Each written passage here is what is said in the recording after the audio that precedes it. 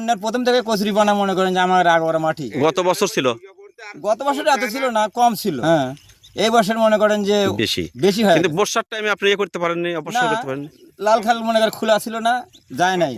এখন এই যে ইয়ে করছেন, পালা দিচ্ছেন নাকি বলে, পালা দিয়ে রাখছেন না? এলে পরে পালা দিচ্ছি এখন আবাদ করার পরে পরে। পরে কি করবেন?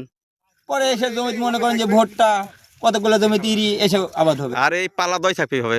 এই পালাই বসে থাকবে, এটুকু মনে করেন যে আর আবাদ হবে না, এটুকু নষ্ট। ও, এইটুকু জায়গা নষ্ট হবে না? এটা নষ্ট।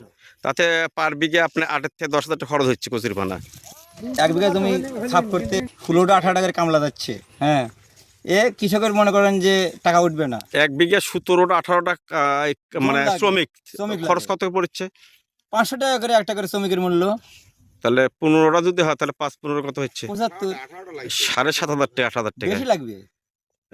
এটা এই আজকে আমরা মনে করেন যে 4 বিঘা আর 3 বিঘা 7 বিঘা জমিতে মনে করেন 13 টাকা আমরা খালি আজ 8 দিন 9 দিন হলে কাজ করছি। ডাহা ইউনিয়ন, হ্যাঁ ডাহা ইউনিয়নে আবার কাবটির গ্রামের চলনবিল এলাকা। হ্যাঁ, তো এই একটা করে বিঘা 20 টাকা করে 18 টাকা করে কামলা লাগিচ্ছে। অন্য কাজের থেকে এই কাজে পরিশ্রম বেশি।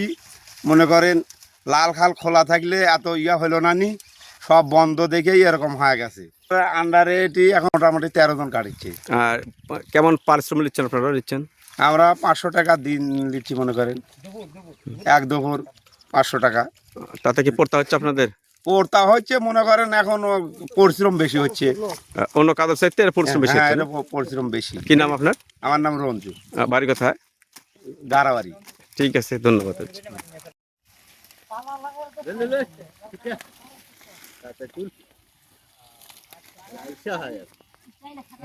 দিন ভরে থাক করেছি।